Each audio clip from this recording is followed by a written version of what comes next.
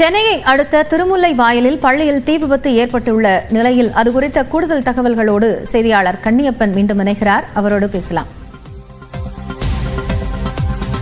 கன்னியப்பன், இப்போ விபத்தை தொடர்ந்து அங்கு அந்த புகையை நீக்குவதற்கான நடவடிக்கை எடுக்கப்பட்டிருக்கா? மாணவர்கள் எல்லாம் இப்போது வீட்டுக்கு அனுப்பப்பட்டிருக்கிறார்களா? விவரம் என்ன? காயத்ரி, தற்போது நாம் பார்க்கக்கூடிய இந்த திருமுல்லைவாயில் தீ விபத்து தற்போது இந்த பகுதியில கடுமையான தீ என்பது ஏற்பட்டிருக்கிறது. 5 தீயணைப்பு வாகனங்கள் இந்த பகுதியில தீயை அணைக்கும் பணியில ஈடுபட்டு வராங்க. புகையின் அளவு அதிகமா இருக்கிறது. அந்த தீ பற்றி எரியக்கூடிய அந்த பகுதியில் தான் நமது நியூஸ் 18 தமிழ்நாடு தொலைக்காட்சியில் நேரடியாக பார்த்துக் கொண்டிருக்கிறோம். தற்போது மேலும் தீ அதிகரித்துக் கொண்டேதான் இருக்கிறது. இங்க இருக்கக்கூடிய பொதுமக்கள், ஊழியர்கள் கூட அந்த தீயை அணைக்கும் பணியில ஈடுபட்டு வராங்க. குறிப்பாக டிராக்டர்கள், 3க்கும் மேற்பட்ட தண்ணீர் டேங்கர் லாரிகள் கொண்டு வரப்பட்டு தீயை அணைக்கப்பட்டு வருகிறது. குறிப்பாக இந்த தின்னர் கெமிக்கல் தண்ணீரை கலக்கும் பொழுது, கலந்து அணைக்கும் பொழுது இந்த தீ என்பது அதிகமாக எரிந்து வருகிறது. குறிப்பாக இது போன்ற தீ விபத்து ஏற்படும் காலங்களில் போன் கொண்டு தீயை அணைக்கப்பட வேண்டும். ஆனால் இதுவரை தீயணைப்பு வாகனங்கள்ல போன் கொண்டு வரப்படவில்லை. தண்ணீர் மட்டுமே ஊற்றி அணைக்கப்பட்டு வருகிறது. தற்போது இந்த பள்ளி வளாகத்தின் முகப்பில் இருக்கக்கூடிய சுமார் 8 வகுப்பறைகள் தீப்பற்றி எரியக்கூடிய அந்த காட்சியை நம்மால் காண முடிகிறது. காயத்ரி, குறிப்பாக போன் கொண்டு அணைக்கப்பட வேண்டும். ஆனால் இதுவரையும் கூட அந்த போன் கொண்டு அணைக்கப்படவில்லை. தண்ணீரை ஊற்றி அணைப்பதால் தற்போது தீயின் வேகம் அதிகரித்திருக்கிறது. குறிப்பாக இந்த தீயின் கட்டுப்படுத்த முடியாத அளவிற்கு தீ எரிந்து வருகிறது நம்மால் காண முடிகிறது. குறிப்பாக 5 தீயணைப்பு கருவிகள் இந்த தீயை அணைக்கும் பணியில் ஈடுபட்டு வராங்க.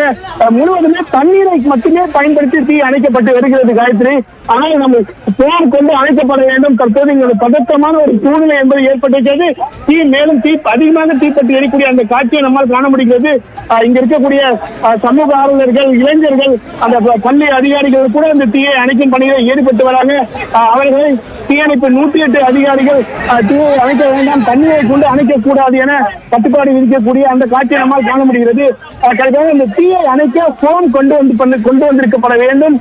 ஆவடி அம்பத்தூரிலிருந்து தீயணைப்பு வீரர்கள் வந்திருந்தாலும் கூட தொடர்ந்து தண்ணீரை ஊற்றி தீ அணைக்கப்பட்டு வருவதால் இந்த தீயை அணைக்க முடியாத ஒரு சூழ்நிலை என்பது ஏற்பட்டு தற்போது தீ அதிகமாக எரிந்து வரக்கூடிய அந்த காட்சியை நம்ம.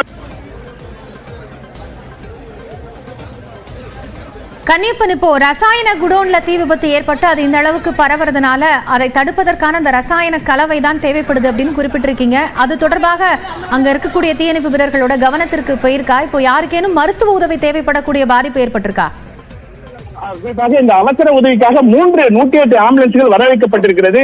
தற்போது மேலும் வாகனங்கள் ஜே நகர், முகப்பேர், கோயம்பேடு உள்ளிட்ட பகுதிகளிலிருந்து வரவழைக்கப்பட்டு அந்த வீரர்கள் தீயை அணைக்க முயற்சி செய்யக்கூடிய அந்த காட்சியை நம்மால் காண முடிகிறது. குறிப்பாக போன் கொண்டு வந்திருக்காங்களா? இந்த வெறும் தண்ணி மட்டும் கொண்டு அனுப்பிச்சிருக்கீங்களா சார்? போன் வந்திருக்கா? போன் இருக்கா சார்? இந்த வெறும் தண்ணி மட்டும் கொண்டு அனுப்பிச்சிருக்கீங்களா சார்? போன் வந்திருக்கா? போன் இருக்கா சார்? இதுல போன் இல்லையா?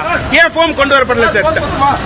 தின்னர் மூலமாக விபத்து ஏற்பட்டக்கூடிய இந்த விபத்திற்கு போன் கொண்டு நுரை கொண்டு தீயை அணைக்கப்பட வேண்டும். ஆனால் அதிகாரிகள் தொடர்ந்து தண்ணீரை விட்டு பீச்சி அடித்து அணைப்பதால் தீ தொடர்ந்து எரிந்து வருகிறது. காயத்ரி, நன்றி கன்னியப்பன், விவரங்களுக்காக மீண்டும் இணையலாம்.